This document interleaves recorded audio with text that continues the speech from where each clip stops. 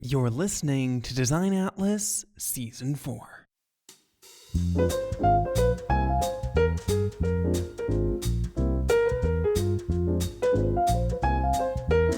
Have you ever wondered what it truly means to be a sustainabilist in today's world? On today's episode of the Design Atlas podcast, we're sitting down with a remarkable individual who not only chairs the graphic design department at the Maryland Institute College of Art, but proudly wears the hat of a sustainability designer. Meet Kristian Bjørnard, a man with a passion for design and a commitment to sustainability.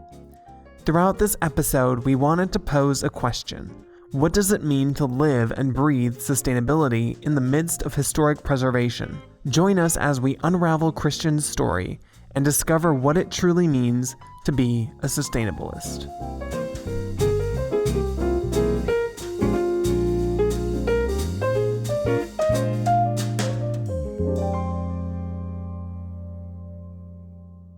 Yeah, so I grew up in Northfield. When I was a kid, we moved around. Until I was 7, we moved around. We lived in Chicago. We lived in Detroit. We lived out in San Francisco. And then my dad got a job in Faribault, Minnesota, helping start this new high-tech glass factory where they were doing anti-reflective coatings and super high reflection mirrors and things like that. And so he ended up sort of helping run that factory, which was called Virotech, for almost 20 years. And so anyway, mainly grew up there. And it's sort of, it's cornfields and pig farms, and then 2 liberal arts colleges that draw some of the smartest people on earth to the middle of nowhere, Minnesota. And I think that's, being a kid, it was the 90s, and, we would just ride bikes and go hang out in the woods and cut across fields. And I don't remember doing a lot other than playing Lego and being outside. And I think also sort of being a kid in the rural Midwest, even by the time I was in middle school, we were allowed to ride our bikes to school, even though it was probably 3 or 4 miles away. And so I've just always been an outside cyclist kind of person. And that's sort of maintained until now. I still bike everywhere as a 40-year-old adult. I was in band and choir and was always painting and drawing. And I was really good friends with the art teacher in high school. And I think I remember, this didn't happen very often at Northfield High School, but I was the teaching assistant for the art classes when I was a senior. And I just remember all I would do is sit in the art professor's office or the art teacher's office and listen to the Velvet Underground on his stereo, and occasionally go get paint or paper for somebody. That just seemed like a dream scenario. I could just listen to music and paint and draw, even as a high school kid. I had a lot of friends that also played Dungeons and Dragons and Magic cards and things like that. So I would draw people their own illustrations for their favorite Magic card, or try to figure out what their character looked like for Dungeons and Dragons. Kristian's initial passion wasn't in design, or so he thought. He first thought it was physics that called to him. And at this point in time, pursuing a degree in physics seemed like the logical choice. He found himself immersed in the world of equations and scientific exploration, partially influenced by his father, an engineer, and his uncle who shared the same professional path. It appeared to be the road to a secure job, a notion he thought crucial at the time. However, despite the seemingly pragmatic choice, his college years were marked by a sense of discontent. The pursuit of physics left him feeling somewhat unfulfilled and, dare I say, miserable. It became apparent that there was a misalignment between Kristian's academic path and his true calling. I had this math professor who was and he was also in the jazz band at the school. He helped lead the jazz band at Kalamazoo. And he's you seem to be really struggling in this class, and you've this is too advanced of a math class for you to have gotten here if you can't do this, if you can't actually do this. So the struggle is a purely internal struggle that you're having. Maybe you just shouldn't be doing math and science stuff. You mean that I can stop? I could change my mind? And he's like, yeah, I mean, the painting studio, I was still taking art classes because, I mean, it was a liberal arts school, so you still had to have a certain number of credits that were art or theater or something as well. So I would see him sometimes in the music and art building. And he's like, I see you over there. You're like there all the time painting and in the photo studio. Like, why aren't you just an art major instead? And that was just like, oh my gosh, like, yeah, why am I not just an art major instead? And so I guess I went and talked to my advisor like the next week, and went on study abroad to France, and was like, when I come back, I'm not going to be a physics major anymore. Is that going to matter? And it didn't matter. Like, I could fit all the other art credits in that I needed. And so senior year, all I did was take painting and drawing and sculpture and some art history classes that I was missing. And it was just like the best possible way to end my time as an undergrad. But so the graphic design connection to me was sort of like the art and design, the art that I sort of felt like I was interested in was the kind of Andy Warhol, Roy Lichtenstein pop art kind of stuff from the 60s and 70s. And then I got really into conceptual artists like Sol LeWitt and Nancy Holt, the kind of like New York minimalist scene.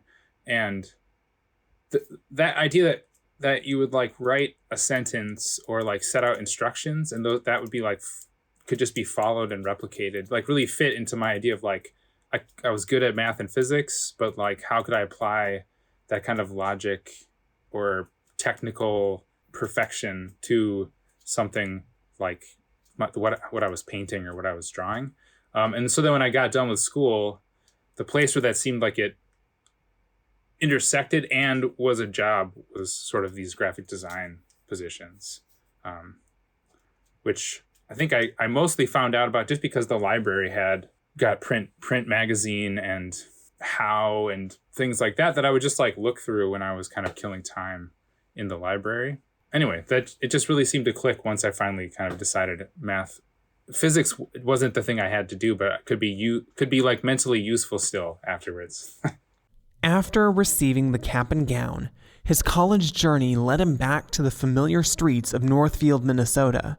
It continued to be a period of self-discovery and reflection. I moved back home after college and was working at this landscape company that I had worked at in between the summers, just because I still wasn't exactly sure what to do. And I actually liked the job. It was just like being outside all the time.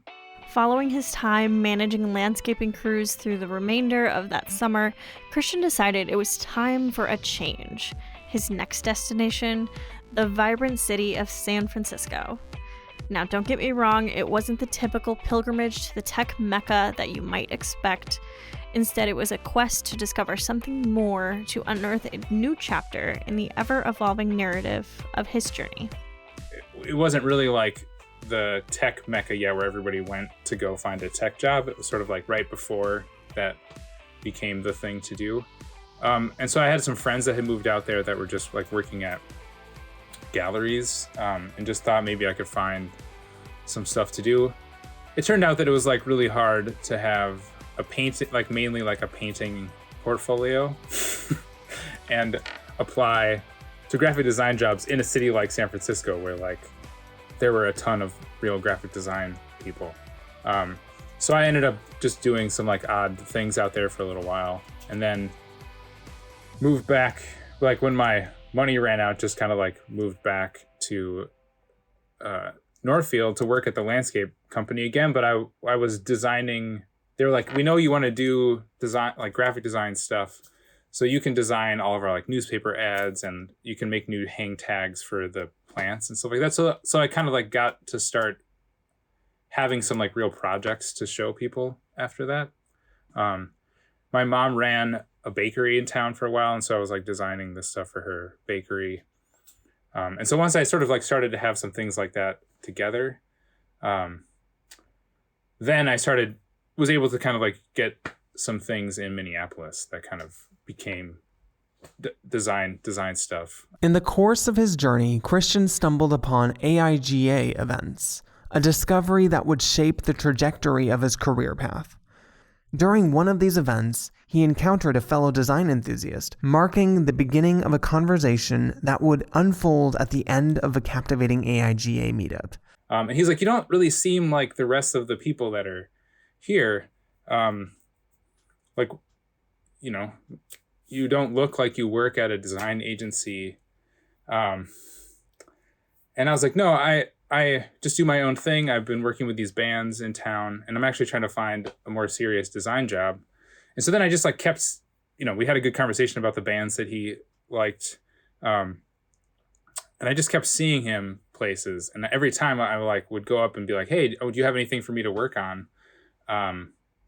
Because he also did a lot of publication design. I was like, I'd really like to get to try to design some books.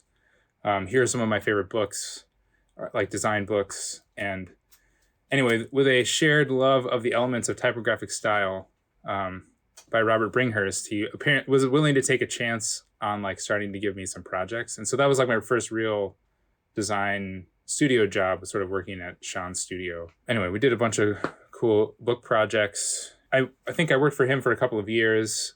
And then I met some guys in Minneapolis that were making their own biodiesel. And this sort of coincided with, maybe it was Al Gore's Inconvenient Truth documentary had come out. And I was swearing off fossil fuels, and I was gonna only bike everywhere. But I still thought it might be cool to have like a car sometimes. So like what could I do to not have to have a fossil fuel car? And so I started going to these workshops about making your own biodiesel and converting an old diesel to run on vegetable oil. And it just ended up sort of making friends with the guys that were running these workshops, who were called Sunday's Energy, and they were expanding their biodiesel making business to include making websites. because basically like there were all these small businesses in the Twin Cities who, like had kind of like green business plans, and the owners were coming to either buy biodiesel from them or have them help them convert their cars to vegetable oil. And they're like, oh, well, we're also looking for like somebody to make a catalog for our conference, or somebody who can build our organization a new website. And they were like, well, we could do all that stuff too. If there's not anyone in the cities that is like sort of like a green business offering those services, like why don't we just start offering those as well? Because we already have the customers. So they knew that I did some design stuff from our conversations and sort of asked me to start helping them work on those kinds of projects. And anyway, it just was a really like cool, fortuitous meeting where we kind of just had fun making solar powered websites back when it was like really hard to make a solar powered website. Like we ran the studio on offset wind credits, which I think it felt like we were pretty ahead of the curve on doing stuff like that. But sort of like through finding those guys and sort of like trying to do all of my own work, I kind of realized like how much stuff I didn't really know about design, or that like I kept having questions about the ethics or sort of like theoretical discourse behind like how you made certain kinds of decisions, from a more like how do these aesthetics match the thinking behind this and aren't just like replicating the status quo aesthetics. Fueled by a newfound passion, the desire to delve deeper into the world of graphic design became a driving force. The natural next step was to pursue graduate studies in this field, setting the stage for a transformative chapter. This journey led him to the vibrant city of Baltimore, where Kristian enrolled at the Maryland Institute College of Art, which began as a pursuit of knowledge evolved into a role reversal, as he transitioned from a graduate student to a professor at the very institute that fueled his artistic growth. Teaching became a symbiotic experience for him, with each class contributing to a rich tapestry of learning and collaboration. I have had read a lot of design history books at the time, so it wasn't like I was like unaware of modernism or the Bauhaus or anything else, but I didn't sort of like already have that preconceived way of making things. And so that also meant that like sometimes I would present things where people would ask like, is this even a graphic design project? I don't know. I guess I got pretty good at like being not self-conscious about that by the end.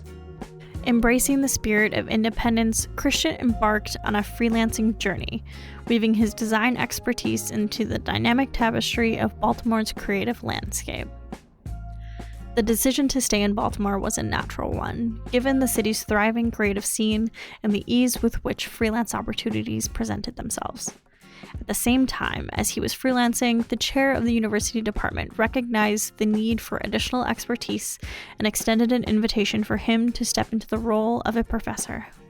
Anyway, so just because I had hung around, I got asked to teach one of these classes. I was available during the day, and I had never really thought about I had never gone to grad school to teach. Like that wasn't ever really part of my thinking. And so I said yes to this. I think it was a motion class because we were still doing things in Flash.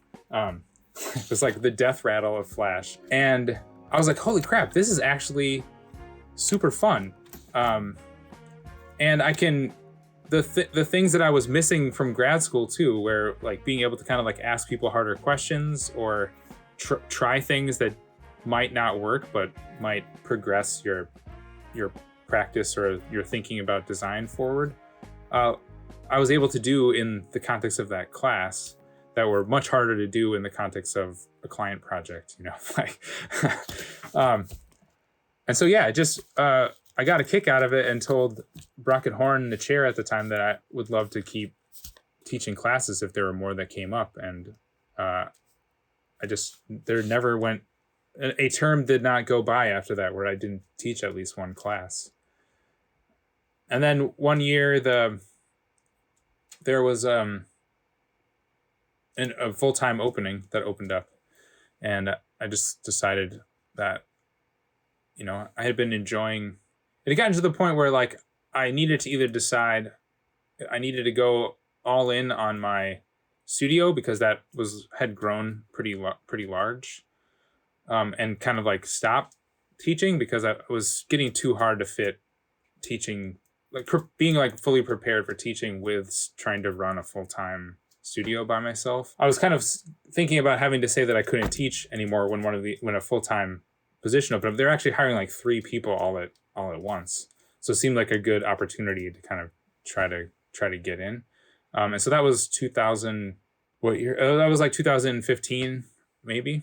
And so I've been teaching full-time since then. I still teach some of the motion or interactive kind of classes, usually the introductory ones where they can be more about the concepts and techniques and can still be applicable to like other kinds of work a student might do, but give you enough of a grounding and a foundation that like you can really easily jump into the advanced classes, or even like an internship in that realm and kind of like be prepared to seem like you know what you're doing.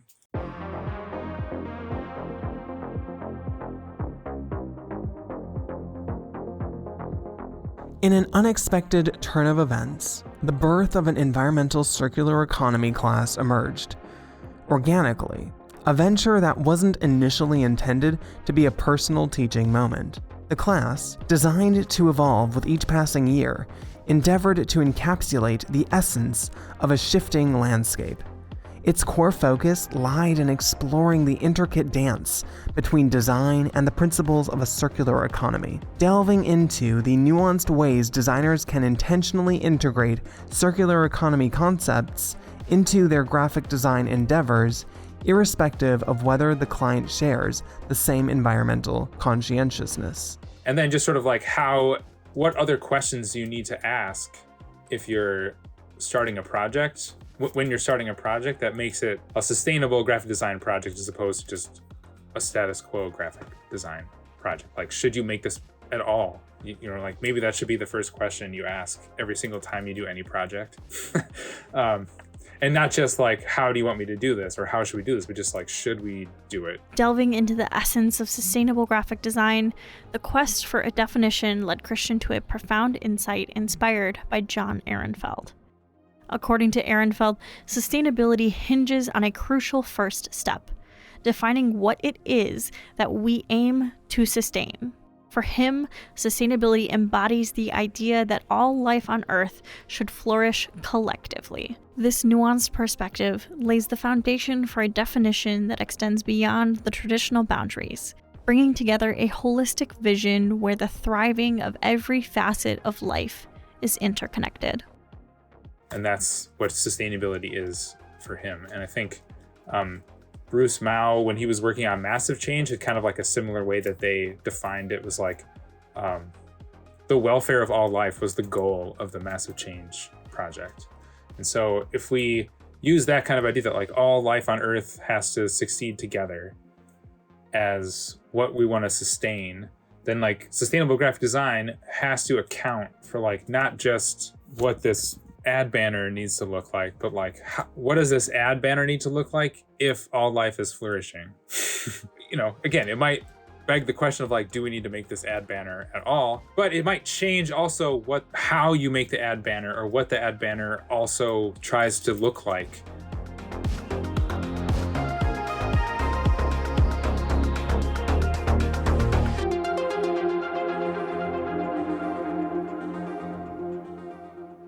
The quest for defining the visual embodiment of sustainable design led Kristian on a transformative journey during his time in grad school. In the pursuit of answering the question, what does sustainable graphic design look like, he found himself immersed in a creative exploration. This period marked a pivotal moment where he not only conceptualized but visualized numerous projects attempting to encapsulate the essence of sustainable graphic design. Driven by a desire to go beyond mere visualization, he delved into a research project that analyzed companies claiming to adopt greener, sustainable practices in the late 2000s. The objective was clear: uncover the visual language and solutions employed by these companies.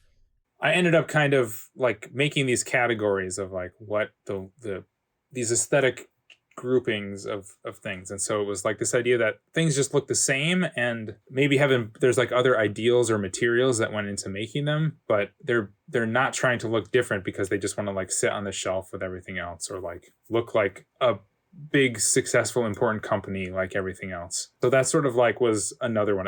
It tries to look like it's more connected to the earth or nature, or with like more environmentally friendly materials, and that kind of like makes it perhaps look aesthetically less good, but it like wears its environmentalism on its sleeve a little bit more. Then I thought that another kind of like main grouping were these things that intentionally just tried to be different looking. They were like avant-garde or weird, and it was because they're sort of like trying to rally against whatever the prevailing capitalist systems were, or they're trying out radically new materials, plastic paper that could be washed off and like reused as paper again, or things like that sort of like made them materially or aesthetically like very fundamentally different from the things around them because of some sustainability choice. And then my last sort of category was just like that it doesn't exist. And initially this category was like a pessimistic category, like all that design does is produce trash. Like if you're a graphic designer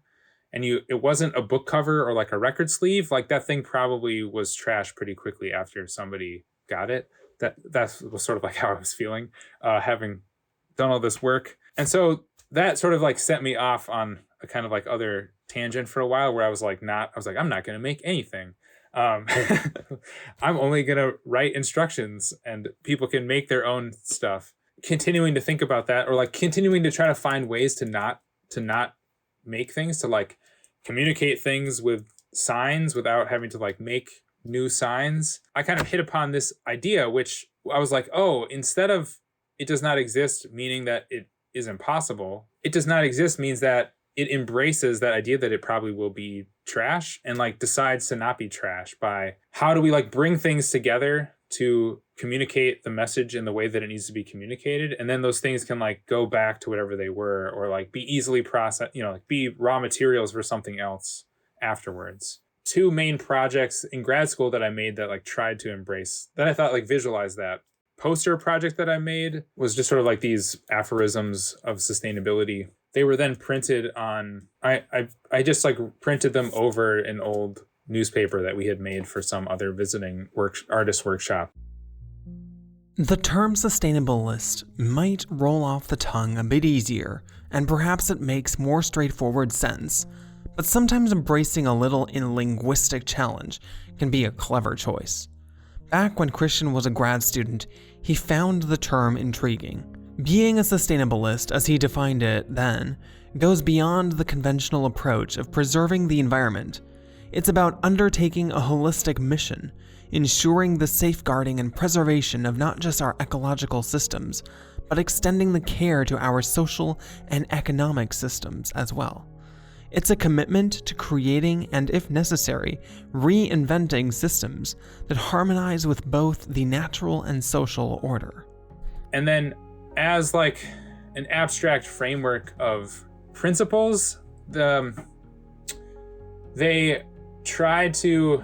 was trying to be agnostic of like what you might be applying them to. So it was like thinking about things like agility and the ability to kind of be flexible and respond, like be prepared to respond to changing situations, because we're like entering a time where like a lot will be changing, and as new solutions come up, or like friction, old systems have friction with like new ideas, that we will have to be continuously kind of like finding new ways to adapt. Agility, comfort with change, working with like using constraints as useful as help in what you're deciding. Let's see, thinking more about like the durability or the ephemerality of the thing that you're designing, or the thing that you're designing for.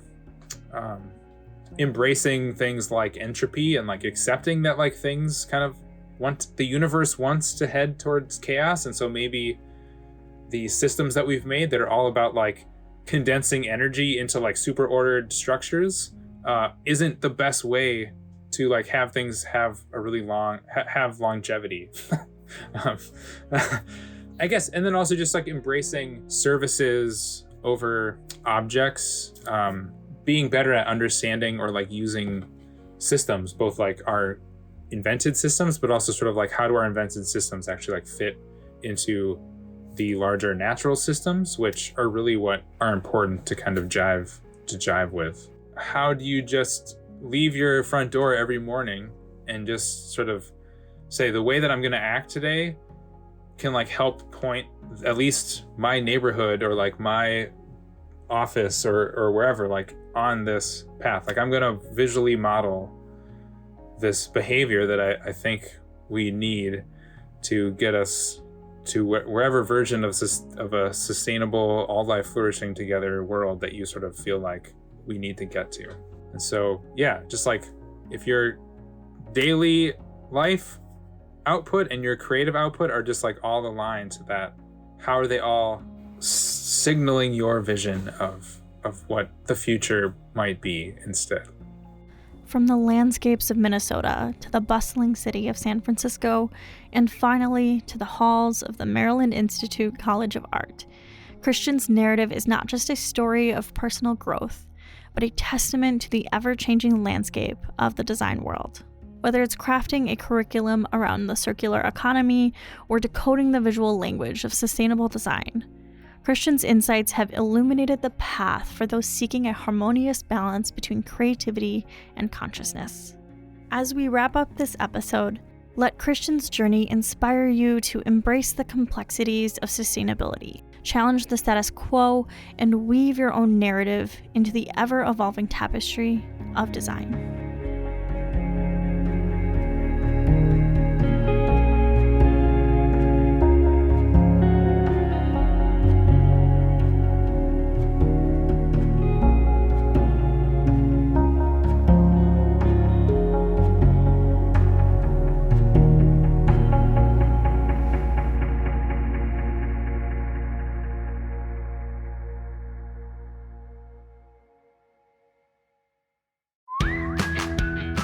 For more information about Kristian and Bjørnard, visit our website, designatlaspod.com, and don't forget to follow our show on Instagram at designatlaspod or join our Slack community. All these details and more can be found in the show notes of this episode. Love what we're doing on Design Atlas?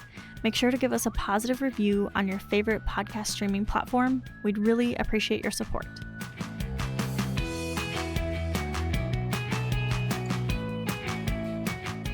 Stay tuned for our next episode, which launches next Thursday, featuring Melissa Mbugua. Melissa is a visionary entrepreneur who stands at the forefront of shaping the next generation of creative ventures. Melissa was the co-director for Creatives for Climate, an innovative initiative at the intersection of art, design, and environmental consciousness. The movement serves as a dynamic platform that harnesses the collective power of creatives worldwide to address and advocate for climate sustainability. You're listening to Design Atlas Season 4.